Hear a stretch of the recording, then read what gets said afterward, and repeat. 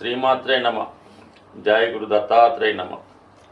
ఈ వీడియోలో మనం నవంబర్ 15వ తారీఖు నుంచి రుజుమార్గంలోకి మారబోతున్న శనిగ్రహ ప్రభావం తులారాశి వారి మీద ఏ విధంగా ఉండబోతుంది అని పరిశీలించినప్పుడు, మరి శని ప్రస్తుతం వక్రగమనం పొందడం వల్ల గత కొంతకాలంగా అర్ధాష్టమ శని ప్రభావం కూడా తులారాశి వారి మీద రావడం జరిగింది. ఆ కారణం వల్ల ఎస్పెషల్లీ ఈ రాశివారు మనసుకి కష్టం కలిగించే విధంగా కొన్ని సంఘటనలు జరగడం, అలాగే సొంత స్థిరాస్తి సంబంధించిన విషయంలో ఏదైనా మార్పులు చేద్దామన్నా, కొనాలన్నా, అమ్మాలన్నా చాలా టెక్నికల్ ప్రాబ్లమ్స్ కానీ, దగ్గర బంధువులతో విరోధాలు కానీ రావడం జరుగుతుంది.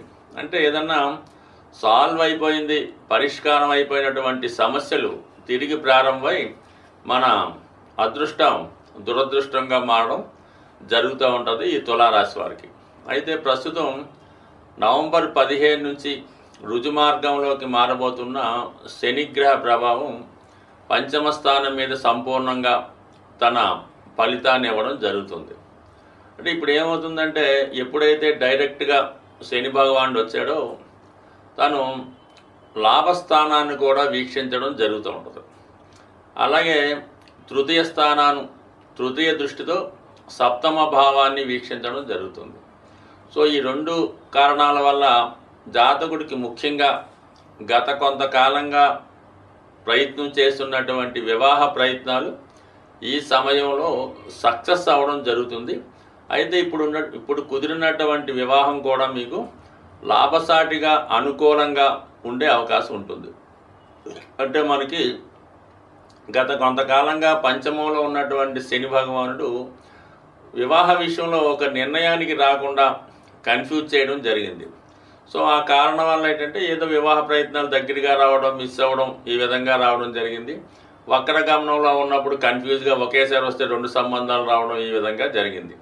మరి ప్రస్తుతం అతి తొందరలో, అంటే ఇంచుమించుగా మనకి మార్చి 29వ తారీఖున మరి పంచమంలో ఉన్నటువంటి శని భగవానుడు 6వ స్థానంలోకి మారుతాడు. అంటే ఒక విధంగా ఈ తులారాశి వారికి అఖండమైనటువంటి 6వ స్థానం జయస్థానంలోకి మారడం, అంటే రాబోయే రోజులన్నీ కూడా సక్సెస్ఫుల్గా మారుతున్నాయి. అయితే ఇప్పుడు ఈ శని భగవానుడు గత కొంతకాలంగా ఆగిపోయినటువంటి మీ అదృష్ట దినాల్ని, అదృష్ట ప్రయత్నాల్ని తిరిగి ఇప్పుడు మీకు ప్రారంభించడం వల్ల ముఖ్యంగా వివాహంలో ఉన్నటువంటి ఆటంకాలు తొలగి ఏదైనా మీకు ఒక అనుకూలమైనటువంటి వివాహం నిర్ణయం అవడం జరుగుతుంది. తద్వారా మీకు ఆర్థికంగా బాగా సక్సెస్ఫుల్గా ఉన్నటువంటి జీవిత భాగస్వామి రావడం వల్ల అటు మీ యొక్క సంపాదనకి అదనపు సంపాదన తోడే ఒక విధంగా మీ యొక్క సమస్యలు పరిష్కారం అవడం జరుగుతుంది. అలాగే వృత్తిలో మీరు గత కొంతకాలంగా వృత్తి మారాలి, కొత్త ఉద్యోగంలో చేరాలి అనుకున్న వాళ్ళకి కూడా ఈ గ్రహస్థితి అనుకూలంగా రావడం జరిగింది. సో ఈ రెండు కూడా అటు వృత్తిపరమైనటువంటి ఇంప్రూవ్మెంటు సమస్యలు, వివాహానికి సంబంధించినటువంటి సమస్యలు రెండు కూడా శాశ్వతంగా పరిష్కారమై ఖచ్చితంగా ఒక నిర్ణయానికి రావడం జరుగుతుంది. సో దానికి అనుగుణంగానే నవంబర్ 15 తర్వాత మీరు ఏదైనా మల్టీనేషనల్ కంపెనీలో కానీ, విదేశీ సంస్థలో కానీ ఉద్యోగ ప్రయత్నం కొరకు చేస్తుంటే 100% సక్సెస్ అవుతుంది. ఎందుకంటే ఆల్రెడీ పంచమంలో ఉన్నటువంటి శని నెమ్మదిగా 6వ స్థానానికి వెళ్ళడం జరుగుతుంది. అక్కడ ఉన్నటువంటి రాహుగ్రహంతో కలిసి ఉండడం, కలయడానికి వెళ్ళడం జరుగుతుంది. అలాగే 6వ స్థానంలో ఉన్నటువంటి రాహు మరి ఎప్పుడు వక్రగమనంతో వస్తూ శని భగవాన్ని కలడం జరుగుతుంది. ఈ 2 గ్రహాలు కూడా మరి తులారాశి వారికి మిత్రగ్రహాలు అవడం జరుగుతుంది. మరి ఈ కారణం వల్ల ఎవరైతే తులారాశిలో ఈ సాఫ్ట్వేర్ రంగంలోనూ, సినిమా, మీడియా, వైద్యపరమైన రంగాల్లో ఉన్న వాళ్ళకి ఇది చాలా వరకు అనుకూలమైనటువంటి స్థితి రావడం జరుగుతుంది. కాబట్టి ముఖ్యంగా మీలో ఉన్నటువంటి టాలెంట్కి గుర్తింపు వస్తుంది. అలాగే అనూహ్యంగా ప్రస్తుతం మీ యొక్క నెల సంపాదన ఎంత ఉందో దానికి రెట్టింపుగా త్వరలో మారే అవకాశం ఉంది. దానికి ఎప్పటి నుంచే మీ ప్రయత్నాలు ప్రారంభిస్తే రాబోయే రోజుల్లో మీ యొక్క ఆర్థికపరమైన సమస్యలు, వృత్తిపరమైన సమస్యలు సంపూర్ణంగా సక్సెస్ అయి సక్సెస్ అయ్యి అక్కడి నుంచి అంటే మార్చి 25 తర్వాత 29 మార్చి 2020 తర్వాత సంపూర్ణంగా ఒక 2.5 సంవత్సరాల పాటు మరి ఈ తులారాశి వారు ఒక విధంగా చెప్పాలంటే మరి సక్సెస్ఫుల్గా వారి యొక్క జీవితాన్ని విజయవంతంగా నడిచే అవకాశం ఉంటుంది. శని యొక్క ప్రభావాన్ని నుంచి అంటే చెడు ఫలితాన్ని నుంచి తప్పుకోవాలంటే ఏకైక మార్గం చాలా క్రమశిక్షణతో మెలగడం అన్నది చాలా ఇంపార్టెంట్ అయిన విషయం. ఎక్కువగా దేహానికి అంటే శరీరానికి కష్టం కలిగించే విధంగా చేయు పనులు చేసినప్పుడు శని యొక్క అనుగ్రహం కలుగుతుంది. తగు విధంగా ఆరోగ్యం కూడా రావడం జరుగుతూ ఉంటుంది. సో ముఖ్యంగా ప్రతిరోజు కొద్దిసేపైనా నడక, అలాగే చిన్న చిన్న పనులు నడిచి చేసుకోవడం వల్ల కూడా కొంతవరకు ధనం ఆదా అవుతుంది. అలాగే శరీరంలో శక్తి కూడా పెరుగుతూ ఉంటుంది. ముఖ్యంగా కుటుంబంలో ఉన్నటువంటి వృద్ధులు, పెద్దవాళ్ళు శని యొక్క రూపానికి ప్రతిరూపాలుగా ఉంటారు.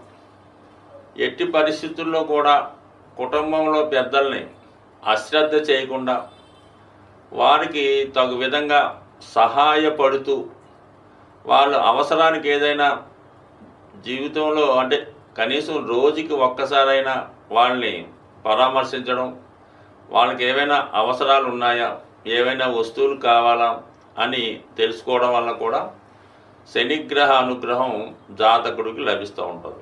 దాని తర్వాత ముఖ్యంగా వృద్ధాశ్రమాలు, అలాగే వృద్ధులు చాలా బలహీనంగా ఉంటూ చాలామంది ఈ మధ్యకాలంలో మనకి చాలా ఇబ్బంది పడుతూ ఉంటారు. అటువంటి వారు మీకు బంధువులే కానక్కర్లేదు. ఎవరైనా సరే వాళ్ళకి అవసరమైనటువంటి మందులు సమకూర్చడం, మీకు అవకాశం ఉంటే చాలామంది మీరు టౌన్లో తిరుగుతున్నప్పుడు మరి రోడ్ సైడ్ని వృద్ధులు నిద్రపోవడం జరుగుతూ ఉంటుంది. వాళ్ళకి ఏవైనా కప్పుకోవడానికి తగు విధంగా రగ్గులు లాంటివి కానీ ఇవ్వడం వల్ల ఈ విధంగా కూడా శని భగవానుడు మీకు ఖచ్చితంగా సహకరించడం జరుగుతూ ఉంటుంది. అలాగే క్రమశిక్షణ అన్నది ఇంపార్టెంట్. ఏ విషయంలో ఉన్నా సరే పంక్చువాలిటీగా టైంకి అన్నీ పూర్తి చేసుకోవడం వల్ల కూడా శని భగవానుడు అనుగ్రహిస్తాడు.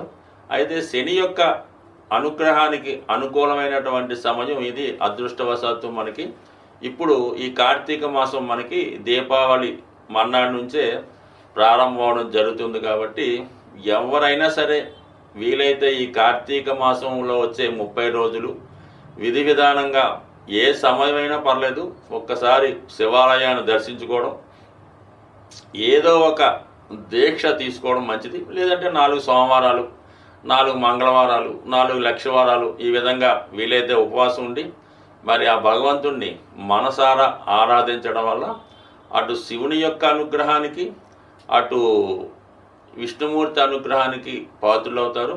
ముఖ్యంగా అది చాలా గొప్ప విషయం ఏంటంటే సామూహికంగా ఈ కార్తీక మాసంలో వనభోజనాలని ఉసిరి చెట్టు కింద భోజనాలు చేయడం జరుగుతూ ఉంటుంది. అలా వీలుంటే ఒక్కసారి మీరు కూడా ఈ ఉసిరి చెట్టు కింద మరి చక్కగా అందరితో కలిసి సహంగా భోజనం చేయడం వల్ల మీరు వీలుంటే కొంతమందికి మీరు ఇటువంటి భోజనాలు ఏర్పాటు చేయడం వల్ల కూడా ఖచ్చితంగా ఈ అనుగ్రహం మీ మీద లభిస్తూ ఉంటుంది.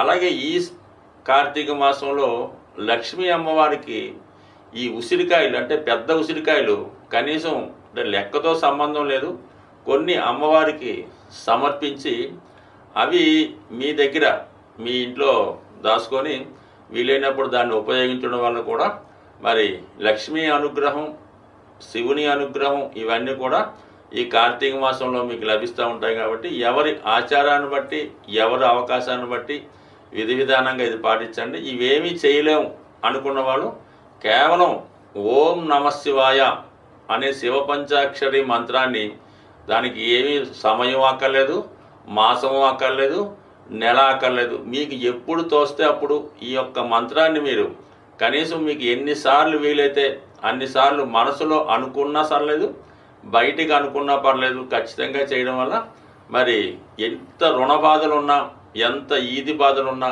వాటి నుంచి ఈ శివనామ స్మరణతో 100% బయటపడడం జరుగుతుంది. స్వస్తి.